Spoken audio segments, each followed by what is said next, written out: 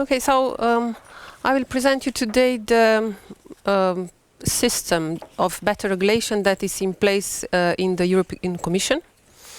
And since we are talking about impact assessment, I will more focus on impact assessment, but the principle apply also for evaluations.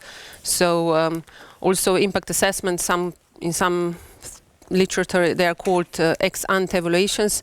So this depends on the wording, but it applies to all the better regulation agenda, what I will talk about. Now, I hope you hear me actually, because I'm not on the speakers because of the room next door. Problems with the mic, so she can't use the. Yes. So it's not actually working. It's just for the camera, but it's not. So. Yeah, it's not in my nature, but I will try.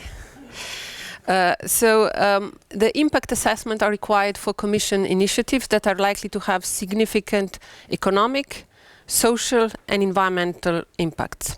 So they should be carried out for both, whether it comes to legislative or non-legislative initiatives, as well as the acts which are below the primary legislation, such as delegated and implementing rules, taking into account the proportionality principle. For example, what is impact assessed in the Commission? It can be policy communication, it can be new legislative proposals, it can be the items which are subject to so-called refit program, which is regulatory fitness and performance program of the Commission, which main aim is simplification of the legislative framework. But for example, it's not a priori required for enforcement of EU law, such as infringement. It's not required for green papers, so for the first drafts. It's not required for legal alignments, codification, when it comes just to legal alignments of the text. And it's not required for economic governance. These are the programs and recommendations for the member states which have a different path. So this is separate. But for the rest of the proposals which are having a significant impact, now this is obligation. What are the main features of the system?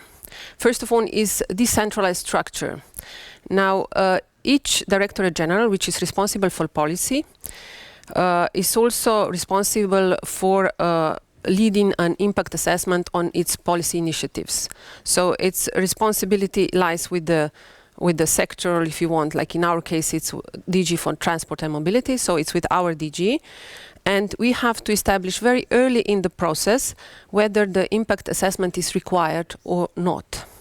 And this we have to draft so-called inception impact assessment, where we establish the main features of the future impact assessment. Second feature is the Secretariat General, which has an upper hand on the process and gives also methodological advice and leads all DGs through the process. Then the third one, which is very important, is the Regulatory Scrutiny Board. This used to be so-called Impact Assessment Board. Now, since last year, since the reform, it's called Regulatory Scrutiny Board, and this is the board which scrutinizes all the draft impact assessment for all the Commission, so for all the services, and issues an opinion, possibly positive, but not always, on the basis of which then a draft is turned into a policy proposal or legislative proposal. So the main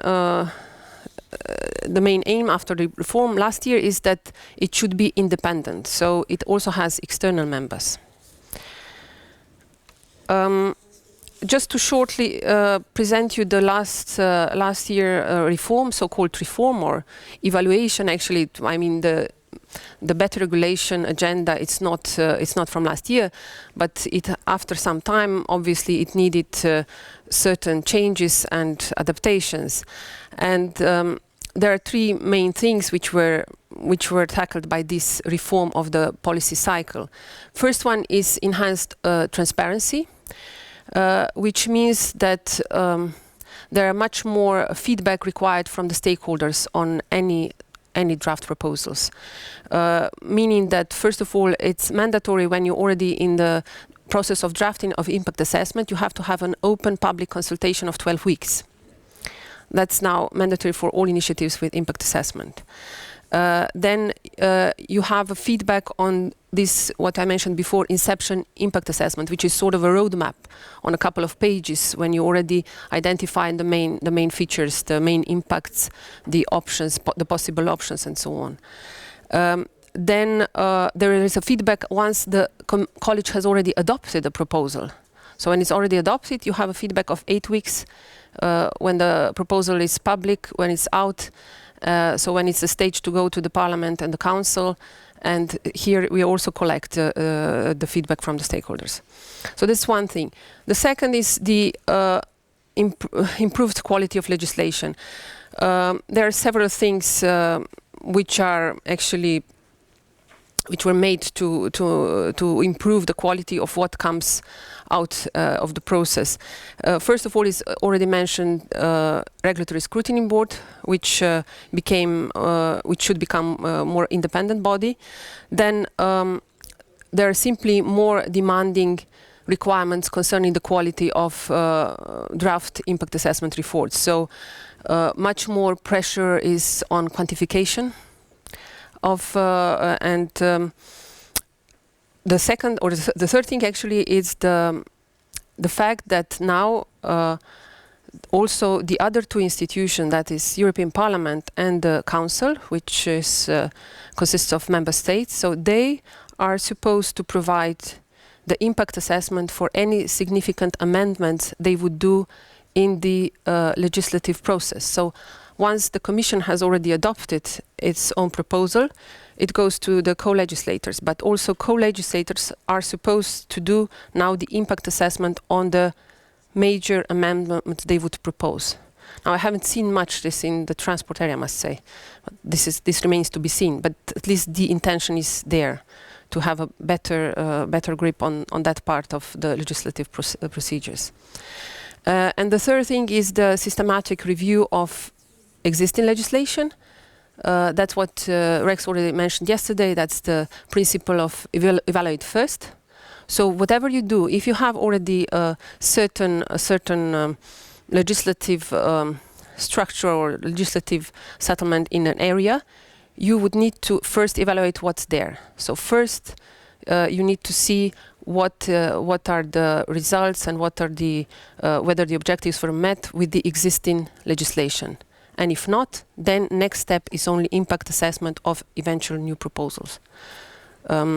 So all in all, this was the aim was really to restore somewhat the confidence in the ability to deliver on policy goals, and really to focus on the most important things. So to really, in a way, to reduce amount, if you want, of the proposals which are not maybe always justified. Now, in terms of key procedural requirements for impact assessment in the Commission system, there are some features which I will mention now, which are like a key milestones. First one is political validation of initiative. So no proposal can go ahead without a political validation on the level of commissioners, vice president, and the first vice president, Timmermans, who is responsible for better regulation. So the first filter is there, and already when services submit the inception impact assessment, you already give indications what are your intentions, and this has to be politically validated at that level. And if initiative is not validated, it cannot go ahead. Then, once this is agreed, we published inception impact assessment for eventual comments. So it's for the feedback. With this, we try really to involve stakeholders at very early stage. So already at this stage, when we have on a couple of pages drafted what is the problem, how could be addressed, what are the options, what are the eventual impacts. So this is already the first stage when we consult the stakeholders. What is maybe important to say is also that the whole process is steered by an inter-service steering group, which consists from the lead DG, in our case like DG Mobility and Transport, but then also other services are involved, like DG for Competition, DG for Employment, DG for Regional Policy Fund. It depends on the nature of the initiative, of course. Legal service, so Secretary General, who is sometimes co-chairing the group in case it's a major initiative. So this is already inside the Commission. And this group is actually approving all the key documents, like consultation strategy, terms of reference for eventual contract, draft staff working documents in the end, and so on. Important is, of course, to have a really broad range of impacts considered. As mentioned already, economic, social, environmental, but also other impacts, like impacts on fundamental rights, impacts on SMEs, impacts on simplifications, administrative burdens, and so on. And then finally, any initiative, any proposal has to have a positive opinion of the impact assessment of the regulatory scrutiny board. Without a positive opinion, there is no go-ahead for initiative. Here it's schematically shown a bit what the process is. Maybe just to mention this part, which is actually once the initiative is approved and the initial impact assessment discussed, then the internal work starts. But very often, or in most of cases, it is complemented by the external support study, and which results then in the draft staff working document, which can be completely on the basis of internal work, or it can be on the basis of internal work and the support study, which is external. This is a change from the past years, actually, because there was a tendency that services would present the support studies as their own work, so as already impact assessment study. Now, the idea of better regulation is to have a more ownership of the Commission services for what they present as impact assessment. So they have to produce their own document besides the support study. So that's a bit of a change of mentality and change of force, which is quite considerable. On the impact assessment methodology itself, these are the questions that impact assessment should answer. So first one is, what is the problem and why is it so? Then what is very important is also, why should the EU act? So this is so-called EU value added. What is the EU value added? Why? And it has to be proved that it cannot be better done at the regional, national, or local level, whatever we try to solve. What should be achieved? So objectives. What are the various options that to achieve these objectives? And what are the impacts? Who will be affected? Once options are identified, how do they compare in terms of effectiveness, efficiency, coherence, proportionality? And finally, and very important, how will be monitoring organized, and what will be the basis for subsequent retrospective evaluation, so for ex post. So there should be already a basis for possibility for ex post evaluation. And here is the scheme of the links between problems, objectives, and options, meaning that what is very important, and in our work, what we see, what is a key issue is actually the problem definition. And once we have really problem definition done right, and set up the general and specific objectives, then the rest of the work is comes out much easier. But as soon as you don't really set up the problem correctly, then you can just forget about any quality in the assessment. So, and here it's actually what we have most problems with, actually. So, what we require from the very start is really the problem tree. From the line unit, when it comes with this sectoral problem, it's the problem tree. What is really the problem? And what are the underlying drivers and root causes? I just want to show you a bit what is in our toolbox and what is requested. So we, impact assessment should look at different types of costs. So not to forget enforcement costs, not to forget indirect regulatory costs, such as costs related to reduced competition, costs related to transaction costs, and so on. And also in terms of benefits, when you look at benefits, you should not look only at direct regulatory benefits, so, but also indirect, like spillover effects, non-monetizable benefits, wider macroeconomic benefits, to the extent possible, of course. That all depends on availability of data, the expected magnitude of costs and benefits, the nature of the initiative.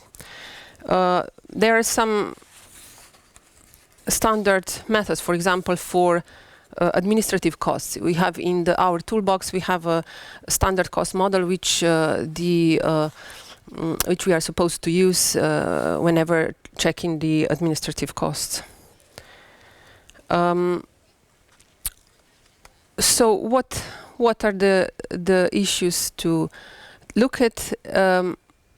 So all impact assessment should contain identification of all potential impacts and selecting and assessing the most significant ones. So now, how to do that? It's always a bit. Here's a tricky part, actually, because at least in the past, it was sufficient to present this impact qualitatively. Now there is more and more pressure to go after a quantitative analysis and also monitorized analysis whenever it's, of course, possible. And then we have to look into the options in terms of efficiency, effectiveness, so the extent to which options, different options would achieve objectives, and coherence. So to what extent the different options are coherent with the objectives of EU policy at stake. And then finally, also proportionality. It's important to have options which are proportionate to the problem, so that are not going beyond. The idea is not going to regulate beyond what is absolutely necessary. So that's an important issue. Methods. There are several methods mentioned in our toolbox. Of course, this very much depends on the nature of problem and availability, and the possibility to quantify and monitorize the costs and benefits. So if that's the case, then of course one would go for cost-benefit analysis. But in most cases, what we see in practice, empirically, it's actually multi-criteria analysis. So when we are comparing the options, where the impacts are a mixture of qualitative, quantitative, and monetary data. And here also we can, of course, look at the distributional impacts in the end. Then there are, of course, in some cases also cost effectiveness analysis. There are some others which are mentioned as possibility there in our toolbox, but that very much depends on the issue at stake. Oh, I see now it's my old firm. That's a bit unfortunate.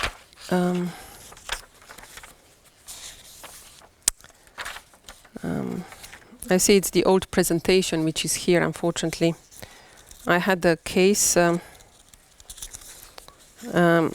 I have a case for to show you now. Before going to the toolbox itself, is just to say I wanted to present you a good case of impact assessment. I will just explain. You will see it. I hope it will be published then later on, the new version of the presentation. And it's about the reduction of the railway noise. Actually, I've chosen that one because it's publicly available, so you can easily compare the staff working documents which were done by the Commission services and the support study which was underpinning it. It's available on our web pages, and essentially it's the assessment which is focusing on economic and regulatory incentives of wagon owners to retrofit their freight wagon fleet with silent brakes. And that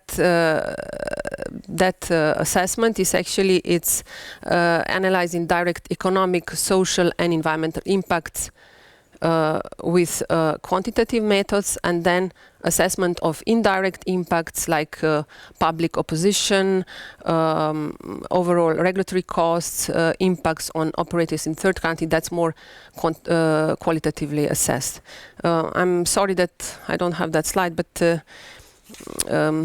as I say, you can find it. There is a link also in the presentation when you have. Here I just wanted to show you the key chapters which are used for impact assessment in our toolbox. It looks like that approximately when it's printed. Now we have online versions because most of people use online versions in our unit. We just have this as well. So that's a toolbox which gives quite a lot of possibilities actually to people to see what is the aim and how they should work. Now it's never exhaustive, but I think it's becoming a good tool for impact assessment and also for evaluations. Maybe just to conclude, I would say that this new system, which is in place since last year, it has turned out to be quite a challenge in terms of also time management, because it requires quite longer time for certain parts of the procedure, like for political validation starting, then for, of course, with all the public consultation which needs to be done. So the length of the procedure is somewhat increasing.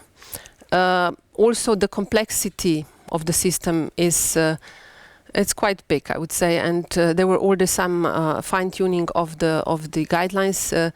We will get some new, some amended rules in a few months' time. But I think what is also a challenge is actually the challenge is also to produce a better quality of the impacts assessment themselves, and the challenge is really to find to make a good quantification and good qualitative analysis of the proposals. So that is the challenge which lies with the services, but also with the external contractors, because quite an important part of this work is done by external consultants. So this is in short. It's I've put some of the links in case somebody would want to go and check further. That's all from my side for now.